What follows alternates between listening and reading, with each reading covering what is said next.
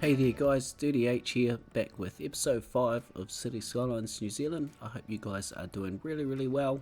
Got a big episode for you guys today, and I start with something that's iconic to New Zealand and install some bungee jumping, which is obviously invented here in New Zealand. I don't know the full story behind how it was invented exactly, but I can certainly imagine some crazy Kiwi farmer or something hurling himself off his cow shed with a rope tied around his feet to try it out. But anyway, here we are, and I couldn't do the New Zealand series without installing some form of bungee jumping, and I was waiting on the new procedural objects update from Simon Royer, and it's come out the other day, and with that I've tried to animate a little sort of guy bungee jumping off as well. It didn't really come out 100%, but it's good enough. It gives the illusion, and considering that I was going to build the area without that PO update, you know, being able to have it animated as well really is just a bonus.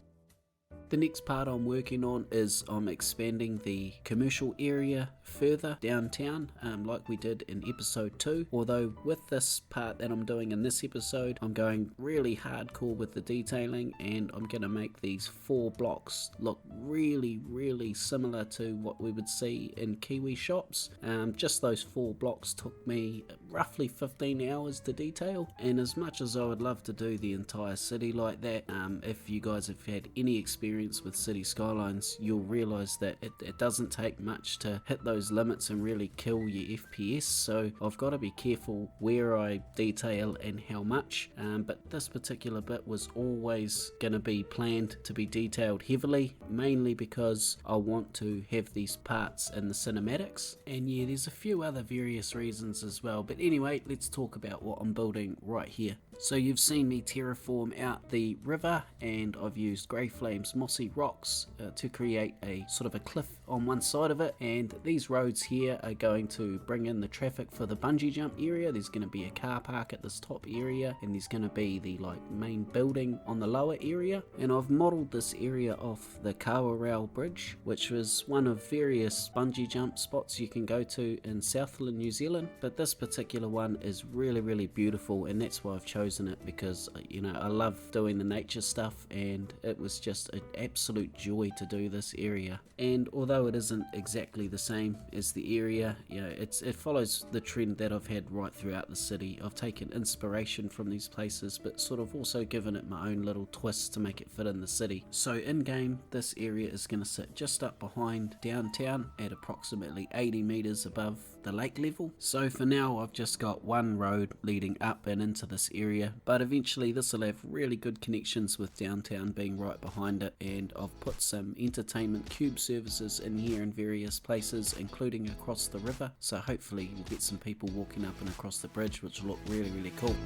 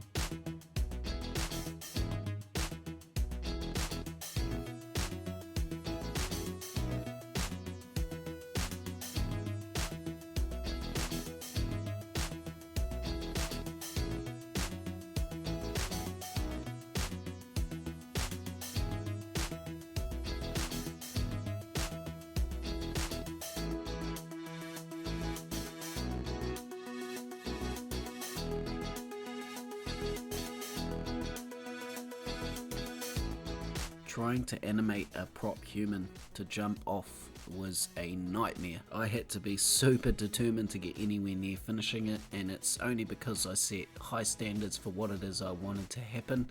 Had I have made it a little bit simpler, I may have been okay, but that's definitely not my style. So not only did I really want the person jumping off, but I wanted a cable or a rope extending down with them at the same time, and I had to spend a lot of time getting the timing right between the cable and the human jumping, because they were both traveling different distances but they needed to finish their cycle at the same time. Yeah, it took a lot of trial and error. And some of you might be thinking, it's a city building game, what the hell are you up to? But I thought it was quite important to capture the vibe of New Zealand with this series, and this was definitely a big part of that. So once I'd got the human rotating and falling away from the platform appropriately, it was time to bring it over to the platform and try and get the cable moving up and down. And what I ended up doing was having a piece of rope hanging underneath the platform and then sliding the cable very carefully into the same area and then having it drop out of that cable, so it looks like it's sort of extending. And as tricky as that was, the toughest part was actually getting it to run at the same time as the person dropping, which I couldn't get 100%, but I think it's close enough to give the illusion of someone mad dogging and jumping off.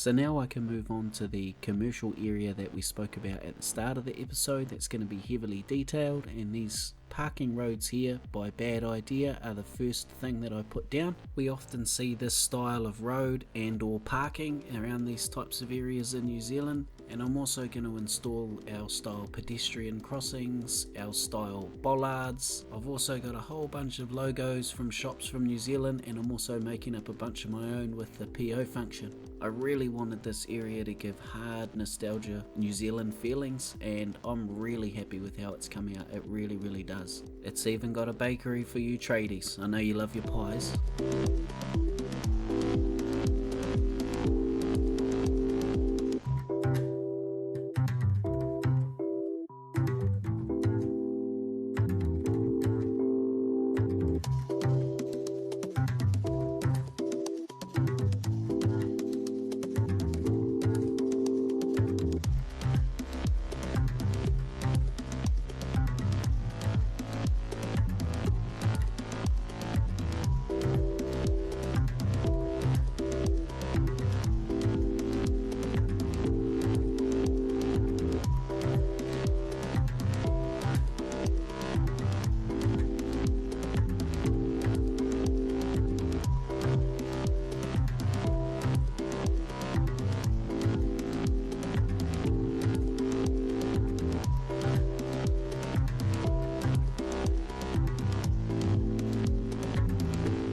Tend to see a lot of these awnings on the front of our low commercial shops here in New Zealand, so I'm using City Walks, City Walls network fences. I think it's just the flat plastic one. I'm using that as a little bit of an awning, and I also put some decals on it to make it look like a bit of a mossy roof. And then I use procedural objects on, I think it's just a piece of concrete, prop concrete, and then create like a place across the front of the awning for the logos to attach to. And these span in some cases across 2 or 3 different shops, and in other cases they might just be one shop.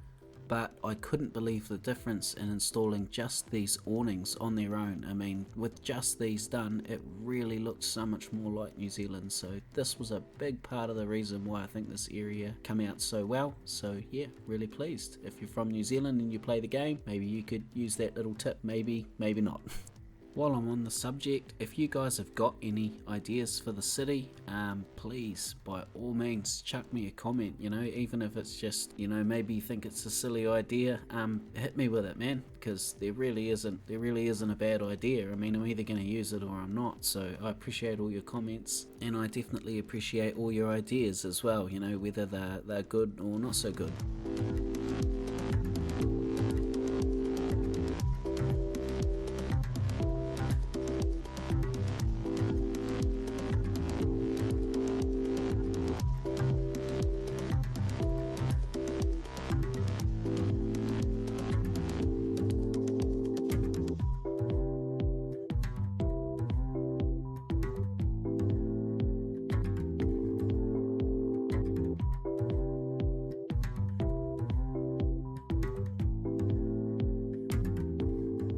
So to finish off this commercial area, I needed to do something with this foreshore area along the waterfront, and what I've done here is taken inspiration from a place in New Zealand called New Plymouth. They have one of the best coastal walkways in the country, and I think it goes for over 15 kilometers across the coast. It's always full of people walking. It's a really neat way to see the coastline and the city of New Plymouth, so I'm pretty well copying that and installing that here. And it would have been easy along here just to install like a quay or like a really simple retaining wall going into the water, but there's something about these rocks and the sort of non-perfect bespoke look that it gives to the coastline that I really like, and I think it's really helped make it look a hell of a lot more realistic too.